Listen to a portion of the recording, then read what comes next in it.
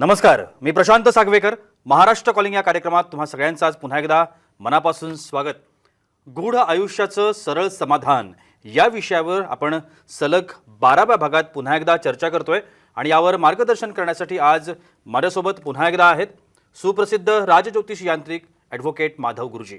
आपण सरांचं स्वागत करूया. सर नमस्कार. साईराम. आदेश.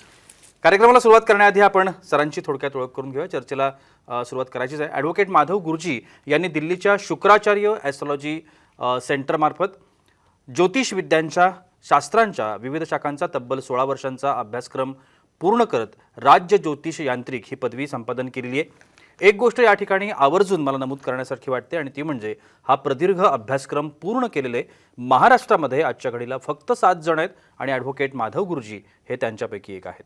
ॲडव्होकेट माधव गुरुजी हे रायगड जिल्ह्यातले आहेत आणि त्यांच्या घराण्याला ज्योतिष विद्याशास्त्रांची 7 पिढ्यांची परंपरा आहे आणि ॲडव्होकेट माधव गुरुजी हे त्यांचे 7वे वंशज असून हे कार्य घराण्याची ज्योतिषशास्त्राची परंपरा ते खूप छान पद्धतीनं पुढे चालवत आहेत. ॲडव्होकेट माधव गुरुजी हे कायद्याचे पदवीधर देखील आहेत. प्रतिभा ॲस्ट्रॉलॉजी सेंटर हे पनवेल आणि दादर मुंबई या ठिकाणी स्थित आहे. ॲडव्होकेट माधव गुरुजी या दोन्ही सेंटरमध्ये आपली सेवा पुरवत असतात. ॲडव्होकेट माधव गुरुजी यांना भेटण्यासाठी आपण पनवेल या सेंटरमध्ये सोमवार ते शुक्रवार या दिवसांमध्ये आणि प्रत्येक शनिवारी आणि रविवारी शिवाजी पार्क दादर मुंबई या ठिकाणी आपण गुरुजींना भेटू शकता. अजून एक गोष्ट या ठिकाणी मला आवर्जून नमूद करायची आहे ती म्हणजे आता पुण्यामध्ये देखील माधव गुरुजींचं मार्गदर्शन सुरू झालेलं आहे.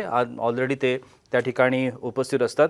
जानेवारी महिन्याच्या म्हणजे या महिन्याच्या 29, 30 आणि 31 या 3 दिवशी ॲडव्होकेट माधव गुरुजी हे पुण्यामध्ये कन्सल्टेशनसाठी येणार आहेत. त्यामुळे ज्या कोणालाही ॲडव्होकेट माधव गुरुजी यांना भेटायचं असेल त्यांनी जे स्क्रीनवरती तुम्हाला आता नंबर्स दिसत आहेत त्या नंबरवरती फोन करावा आणि त्यांची अपॉइंटमेंट घ्यावी.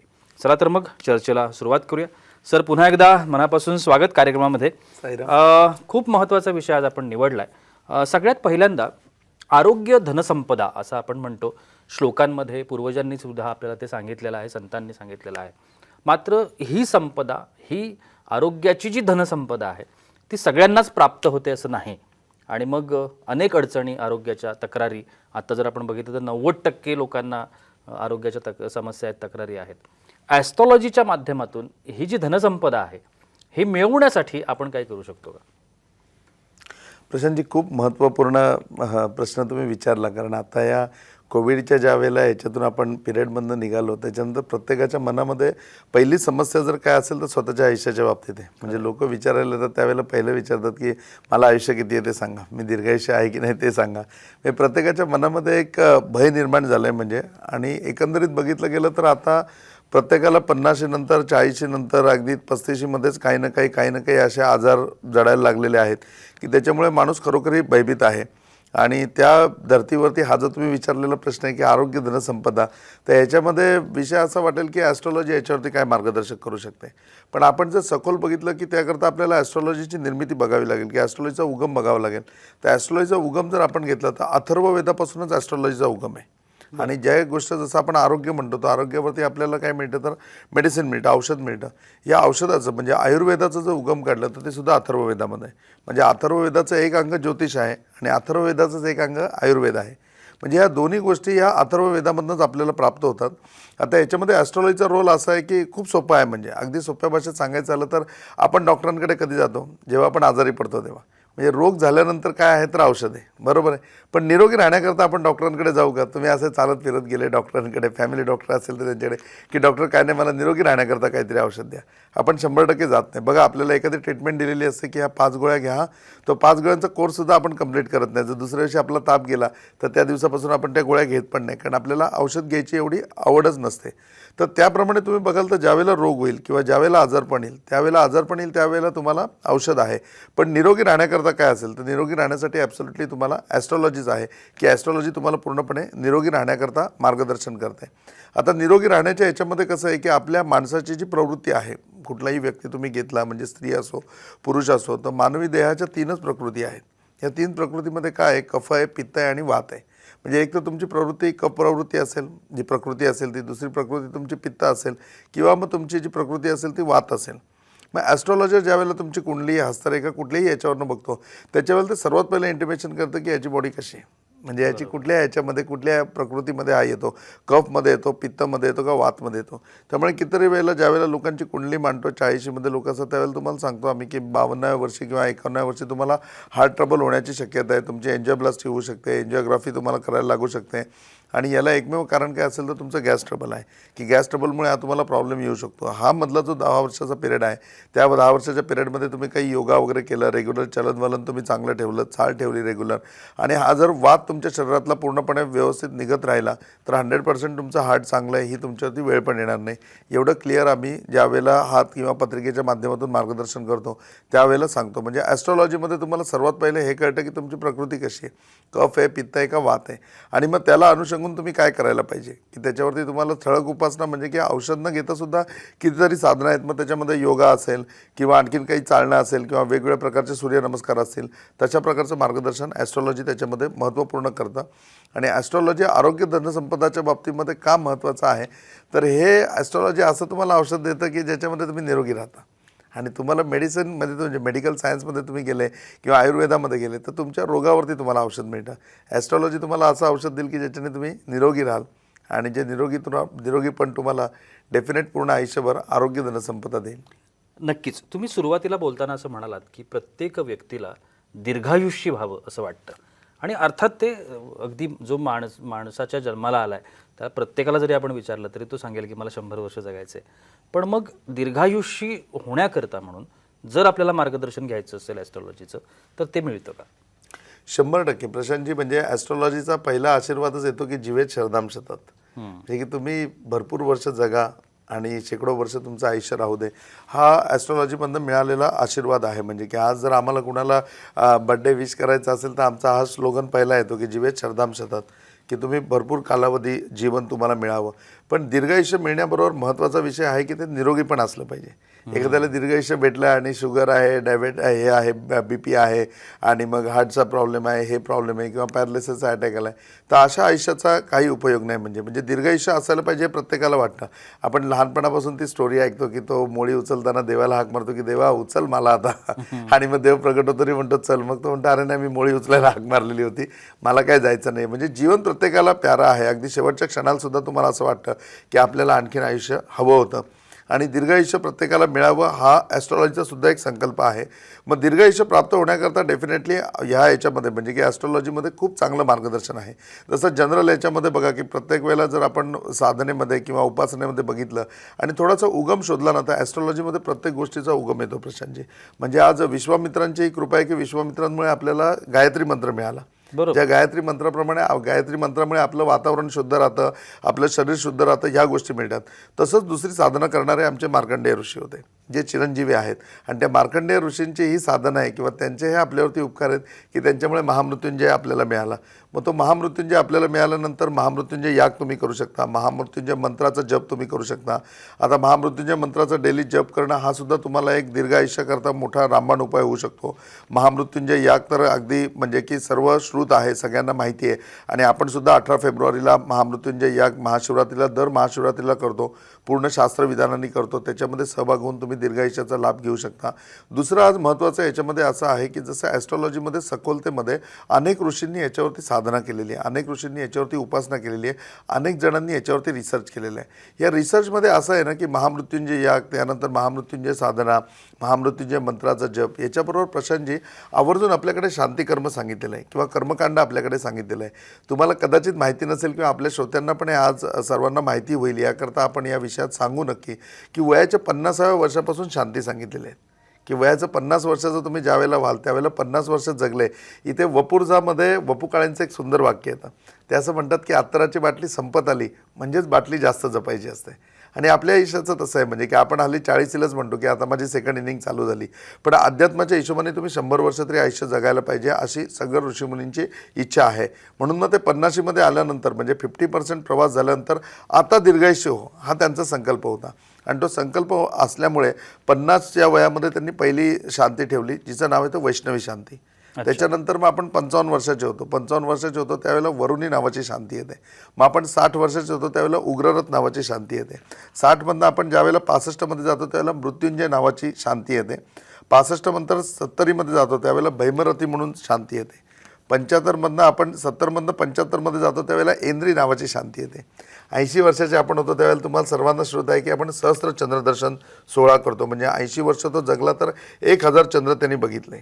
तर या संकल्पनेने त्याचा सहस्त्र चंद्रदर्शन सोहळा आपण करतो. 85व्या वर्षी आपण रोंद्री नावाची शांती करतो. 90व्या वर्षी आपण कालस्वरूप नावाची शांती करतो. 95 वर्षाच्या आयुष्यात तुम्ही ज्या वेळेला प्रगट होता त्याच्या वेळेला कालस्वरूप शांती तुमची केली जाते आणि 100व्या वर्षी महामृत्युंजय शांती तुमची केली जाते. अशा एकूण 50 पासून 100 वयोगटापर्यंत दर 5 वर्षांनी तुमची शांती करण्याचं कर्म आहे. या शांती कर्म करण्यामध्ये याच्यामध्ये जे काही मंत्र आहेत ते मंत्र इतके सुंदर आहेत की त्याच्याने तुमच्या आयुष्यामध्ये म्हणजे तुमच्या शरीरामध्ये हे पूर्णपणे ताकद निर्माण व्हावी, शक्ती निर्माण व्हावी अशा प्रकारच्या अर्थाचे मंत्र आहेत. याच्यामध्ये जे हवनीय द्रव्य वापरलं जातं ते हवनीय द्रव्यामध्ये प्रॉपरली साळीच्या लाह्या वापरल्या जातात की साळीच्या लाह्या या दीर्घायुष्य देतात. त्याच्यानंतर तिळाचा वापर केला जातो. पांढरे तीळ आणि काळे तीळ ह्याच्या आहुती दिल्या जातात. जवाच्या आहुती दिल्या जातात. या सगळ्या पाठीमागे जर तुम्ही प्रिन्सिपल बघाल तर त्या आहुतींची जी वैशिष्ट्य आहेत की ती ज्यावेळेला त्या हवनामध्ये अर्पण होतील आणि त्या माध्यमातून जो धूर निघेल जो तुमच्या शरीरालाच प्राप्त होईल तो जो अग्नी होईल त्या अग्नीची हीट तुम्हाला मिळेल. तर त्याच्यामधनं तुमच्या शरीरामध्ये काय होईल तर तुमच्या शरीरामध्ये एक ऊर्जा निर्माण होईल. तुमचं शरीर तरुणमय होणार नाही परंतु शक्ती त्याच्यामध्ये निर्माण होईल आणि कुठेतरी ओज नावाचा धातू जो तुमच्या मांडीमध्ये आहे जो संपत येतो ज्याच्यामुळे वार्धक्य येतं तर तो ओज नावाचा धातू तुमचा पूर्णपणे डेव्हलप होईल. इतकी सुंदर त्याच्यामध्ये सायंटिफिक रचना आपल्या ऋषीमुनींनी केलेली आहे. ह्याच्यामध्ये आवर्जून एक दशविद्या म्हणजे दशविद्या एक स्नान याच्यामध्ये येतं की 10 प्रकारे माणसाला स्नान घातलं जातं. त्या स्नानामध्ये सप्तमर्तिका असतात, वेगवेगळ्या नद्यांचं पाणी असतं, समुद्राचं पाणी असतं आणि या पाण्याने त्याला पूर्णपणे स्नान घातलं जातं. म्हणजे तो त्याच्यामध्ये विधी येतो. याच्यामध्ये विशिष्ट अशा मंत्रांनी औक्षण केलं जातं की त्या मंत्राच्या याच्याने एरवी जरी रुटीनमध्ये आपण औक्षण करत असलो तरी त्या औक्षणाकरता म्हणले जाणारे श्लोक वेगळे आहेत. म्हणजे तसं विशिष्ट औक्षण त्या ठिकाणी केलं जातं आणि मग तुलादान केलं जातं. त्याचं वजना इतपत म्हणजे त्याच्या देहाच्या वजना इतपत बाकी गोष्टींचं दान. मग कोणी फळामध्ये तुला करतं, कोणी फुलामध्ये करतं, कोणी पुस्तकामध्ये करतं, कोणी मिठाईमध्ये करतं, कोणी धान्यामध्ये करतं. अशा वेगवेगळ्या करून त्याच्यात तुलादान केली जाते आणि या याच्यानी संपूर्णपणे तुम्ही कराल त्यावेळेला तुमच्या मनामध्ये कुठेतरी एक आत्मविश्वास निर्माण होतो, कुठेतरी पुण्य तुमच्या मनामध्ये निर्माण होतं, कुठेतरी तुम्हाला एक कॉन्फिडन्स निर्माण होतो आणि डेफिनेटली तो तुम्हाला दीर्घायुष्य करण्याकरता चांगला ठरतो, उत्तम ठरतो. इतका ॲस्ट्रॉलॉजी तुम्हाला दीर्घायुष्याकरता एवढ्या चाव्या तुम्हाला देऊन ठेवलेल्या आहेत. तुम्ही ज्या वयोगटामध्ये असाल त्या वयोगटामधली शांती लक्षात घ्या आणि त्या प्रकारची शांती करा. मी निश्चितपणे सांगतो की ही शांती केल्यानंतर तुमच्या आयुष्यामध्ये वृद्धी होईल. हे बघा, मृत्यू अटाळ आहे, त्याला कुठलंही चॅलेंज नाही. मृत्यू हे सत्याचं आहे आणि तो अटाळ आहे. परंतु शेवटी असं आहे ना की आपलं शरीर जर मजबूत असेल ना तर आपण तेही पुढे ढकलू शकतो. बरं का? खूप छान असं मार्गदर्शन आजच्या विषयाच्या निमित्तानं. आपल्याला सगळ्यांना कळलं असेल की दीर्घायुष्याकरता जसं आरोग्य महत्त्वाचं आहे, जसं इतर गोष्टी महत्त्वाच्या आहेत, तसंच आपल्याला या पद्धतीनं शांतिकर्म, आपलं जे संस्कृती आपल्या परंपरेनं शिकवण्या गेलेल्या ह्या ज्या सगळ्या गोष्टी आहेत त्या पण खूप महत्त्वाच्या आहेत. काळाच्या ओघात हे कुठेही विसरलं जाऊ नये, काळाच्या ओघात हे कुठेही बाहेर पडलं जाऊ नये याकरता प्रतिभा ॲस्ट्रॉलॉजी सेंटर सातत्यानं काही ना काहीतरी उपक्रम राबवत असतं. ते सगळे उपक्रम आपल्याला कळतच असतात. आत्ता TV स्क्रीनवरती तुम्हाला सरांचे नंबर्स दिसत आहेत. या सगळ्या संदर्भातली माहिती, मार्गदर्शन तुम्हाला त्यांच्याकडे उपलब्ध आहे. तुम्ही कधीही त्यांची भेट घेऊ शकता. 29, 30 आणि 31 या 3 दिवशी सर जानेवारी महिन्यामध्ये याच महिन्यामध्ये पुण्यामध्ये आहेत. तिथेही तुम्ही त्यांची भेट घेऊ शकता. वेळ होते एका छोट्याशा विश्रांतीची. कुठेही जाऊ नका, पाहत रहा महाराष्ट्र कॉलिंग.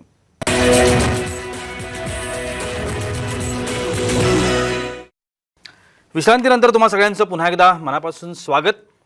गूढ आयुष्याचं सरळ समाधान या विषयावरती आपण चर्चा करतोय आणि ॲडव्होकेट माधव गुरुजी आपल्याला मार्गदर्शन करतात.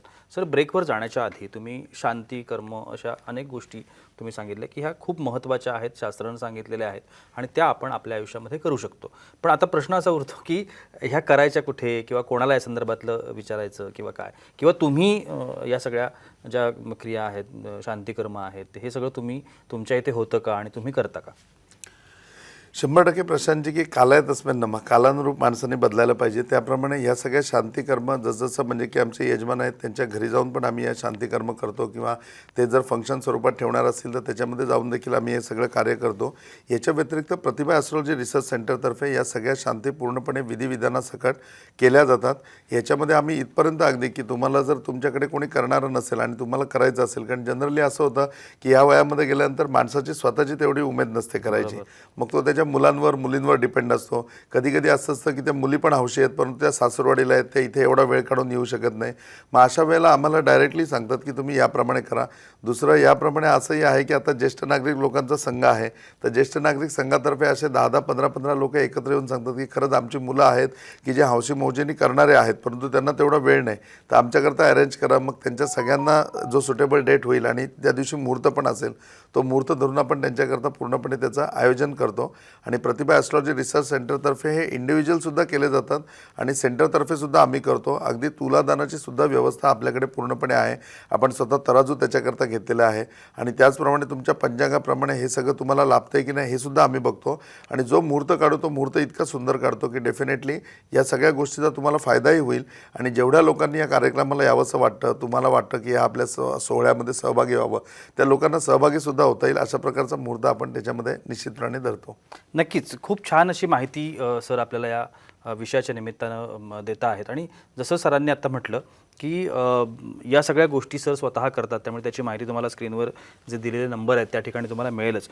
सगळ्यात महत्त्वाचं असतं सर की मेडिकल सायन्स जे आपण म्हणतो, त्या मेडिकल सायन्समध्ये अनेक आजारांवरती, अनेक विकारांवरती रामबाण उपाय म्हणूया आपण, किंवा शस्त्रक्रिया केल्या जातात म्हणा, किंवा उपाय केले जातात, उपचार केले जातात. पण अशा स्थितीत सुद्धा ॲस्ट्रॉलॉजीची मदत घ्यावी का, आणि ती कशासाठी? प्रशांतजी, जर तुम्ही बघितलं ना तर कित्येक रोग असे आहेत की माणसाच्या ह्याच्यामध्ये तुम्ही बघाल की त्यांना रोग झाले, ते औषधं करता जात आहेत, त्यांचे वेगवेगळे टेस्ट होत आहेत, परंतु सगळे रिपोर्ट त्यांचे नॉर्मल आहेत. म्हणजे डॉक्टर शेवटी म्हणतात की तुमच्या रिपोर्टमध्ये कुठेच काही नाही आहे, म्हणजे तुमचे रिपोर्ट एकदम नॉर्मल आहेत. आणि तरी त्या माणसाचं दुखणं तसं आहे तसं चालू असतं, त्याला बिलकुल रिलीफ नसतो. मग डॉक्टर त्यावेळेला सांगतात की तुम्हाला आहे ना मानसिक त्रास आहे, हा तुमच्या मनानीचा घेतलेला आजार आहे म्हणून. आणि आता मानसिक आजार धरलं तर एखाद्याचं पोट दुखतं, तर मग ते पोट दुखतंच आहे त्याचं, म्हणजे ते काही मानसिक नाही होऊ शकत. मग त्याच्यामध्ये पण असं असतं की एका विशिष्ट वेळेलाच पोट दुखतं, अशा प्रकारचे पण आजार त्याच्यामध्ये येतात. आणि मग त्यावेळेला असं होतं की सगळ्या टेस्ट करून झाल्या तरी पण त्याचं काही नॉर्मल सगळे रिपोर्ट आहेत. आणि रिपोर्ट नॉर्मल असताना मग त्यांच्यापुढे यक्ष प्रश्न असतो की आता आपण कुठली ट्रीटमेंट घ्यायची. त्याच्या वेळेला 100% त्यांना ॲस्ट्रॉलॉजी हा एकमेव सहारा आहे. किंवा असंही असतं की आपण याच्यामध्ये बघितलं तर प्रेग्नन्सी करता उत्सुक असतात आणि मग त्याच्याकरता ते प्रयत्न करत असतात.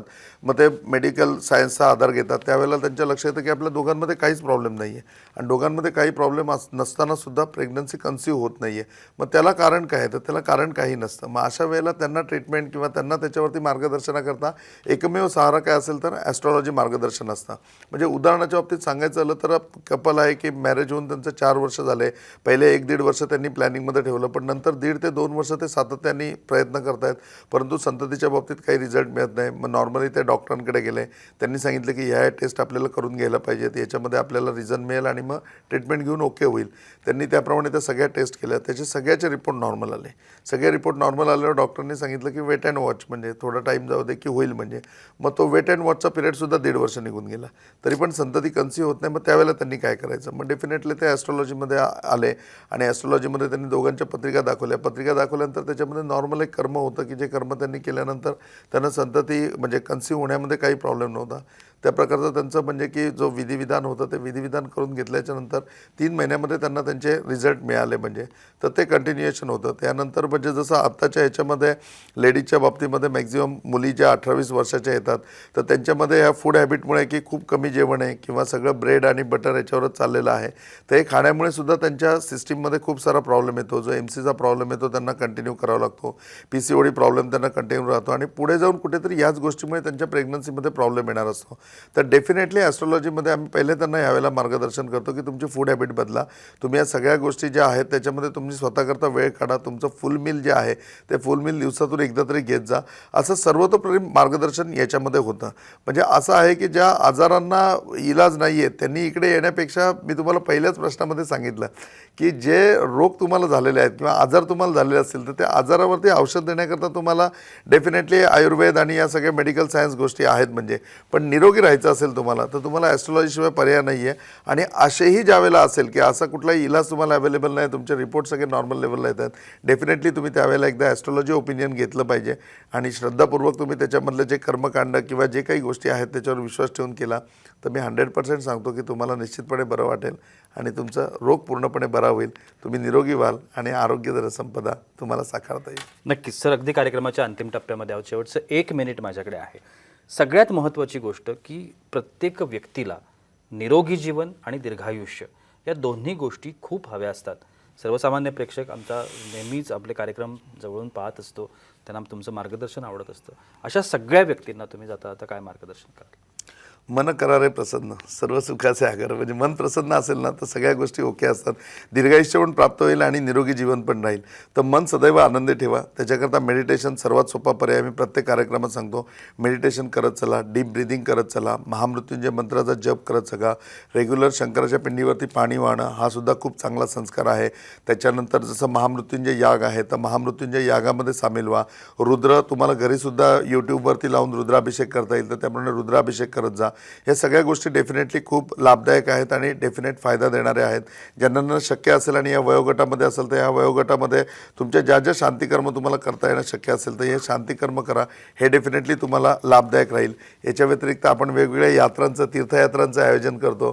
ते आयोजनसुद्धा ह्याच्याकरताच आहे की कुठेतरी तुमच्या रेग्युलर रुटीनमधून तुम्ही बाहेर निघावं, कुठेतरी तुम्ही धर्माचं आयुष्य जगून बघावं, कुठेतरी तुमच्या आयुष्यामध्ये चेंज व्हावा. आणि हा आध्यात्मिक चेंज खूप चांगला असतो. स्पिरिच्युअल लाईफ खूप सुंदर आहे. संसार 100% खूप चांगला करायचा आहे, नेटाने करायचा आहे. पण त्याच्याबरोबर आपलं मन प्रसन्न पाहिजे, आपण आनंदामध्ये पाहिजे, आपल्यावरती कुठलाही ट्रेस नाही पाहिजे. आणि हे सगळं जर तुम्हाला हवं असेल तर तुम्हाला एकमेव शांती अध्यात्म देऊ शकता, एकमेव शांती तुम्हाला स्पिरिच्युअलिटी देऊ शकता. आणि या सगळ्याचा आगर, या सगळ्याचं जर एंट्रन्स काय असेल तर 100% ॲस्ट्रॉलॉजी आहे. तुम्ही प्रतिभा ॲस्ट्रॉलॉजीमध्ये या. तुम्ही 100% आरोग्यम धनसंपदा हे तर तुम्हाला आशीर्वाद लाभतीलच. दीर्घायुष्य तुम्ही 100% असाल आणि तुमचं जीवन सुखी आणि आनंदी असेल. नक्की. खूप छान असं मार्गदर्शन सरांनी आजच्याही भागामध्ये आपल्याला केलेलं आहे. तरीसुद्धा तुमच्या मनामध्ये काही शंका असतील, प्रश्न असतील, अडचणी असतील, तुम्ही थेट सरांना जाऊन भेटू शकता. पनवेलमध्ये सर असतात सोमवार ते शुक्रवार या दिवसांमध्ये. प्रत्येक शनिवार आणि रविवारी सर दादर मुंबई येथे असतात. आणि या महिन्याच्या 29, 30 आणि 31 तारखेला सर पुण्यामध्ये आहेत. कुठेही तुमच्या जिथे कुठे तुम्हाला जवळ शक्य असेल तुम्ही जाऊ शकता, सरांची भेट घेऊ शकता आणि निश्चितपणानं सरांचं मार्गदर्शन घेऊ शकता. सर तुम्ही आमच्या कार्यक्रमात आलात आणि एवढी छान माहिती आमच्या प्रेक्षकांना दिलीत त्यासाठी अगदी मनापासून आभार. साईनाथ आप सबकी भले करे, गुरु गोरक्षनाथ आप सबकी भले करे, श्री गुरु निरंजननाथ विजय तेतराम आदेश. आणि याबरोबरच वेळ होते इथे थांबण्याची. कुठे जाऊ नका, पाहत राहा साम टीव्ही.